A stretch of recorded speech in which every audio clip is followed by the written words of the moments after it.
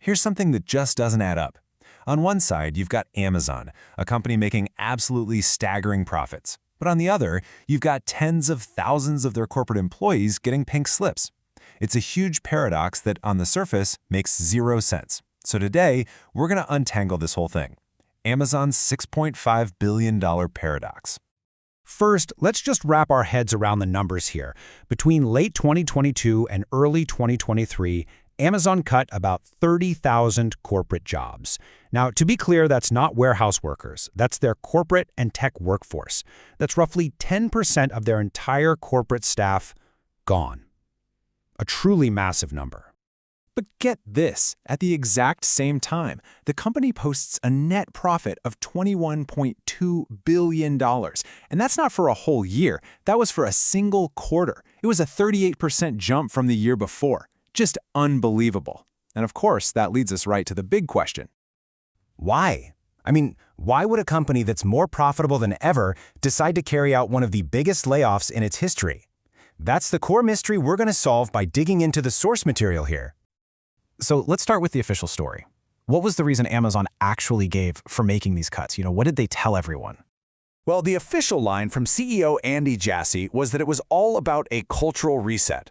The idea was that they'd hired way too many people during the pandemic, and the company got, well, bloated, too bureaucratic. The layoffs, he said, were about getting lean and fast again, trying to recapture that scrappy startup culture. And that sounds plausible. But let's be real. Saving an estimated $6.5 billion a year in salary is a pretty big motivator too. So is this really just about trimming some fat, or is there something else going on? Something hidden deep in the company's financial reports? All right, now this is where things get really interesting. Because once you look past those flashy headline profit numbers and actually decode the financials, a totally different story starts to take shape. So you look at this table, right? And the top two lines look amazing. Revenue is up, net income is way up. The core business is firing on all cylinders. But then you hit that third line, free cash flow. And it's not just down a little. It's a negative 4.8 times billion dollars. The company is literally burning through cash. So what on earth is free cash flow, and why is this number so important? Okay, simply put, free cash flow is maybe the most honest metric of a company's health. It's the actual, real cash they have left after paying all the bills to keep the lights on, and after making any big investments for the future. It's the money you can actually spend, save, or give back to shareholders. It's the real deal.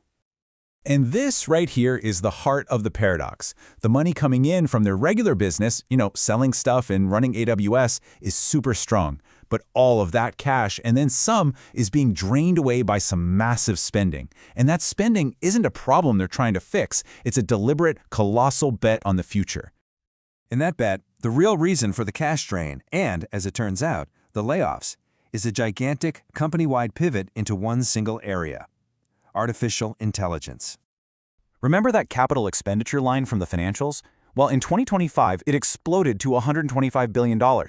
That is just an almost unbelievable amount of money to be spending. So where is it all going? And here's the answer. A whopping 75% of that huge number is being poured directly into building AI infrastructure. We're talking new data centers, mountains of powerful computer chips and GPUs, the whole 9 yards. This isn't just a side project. It's a fundamental shift in what Amazon is. So let's put it all together. What's happening here is a straight-up trade. Amazon is taking the $6.5 billion it's saving every year by not paying those 30,000 employees, and they are converting it directly into silicon. They are trading human brain power for computational power. And this isn't just numbers on a spreadsheet. This is having a very real impact on the ground.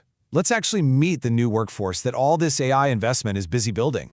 I mean, look at this list. We've got robotic arms named Blue Jay, humanoid robots called Digit that can literally carry packages, scout robots delivering things on the sidewalk, Prime air drones flying overhead, and even Zoox self-driving taxis on the streets.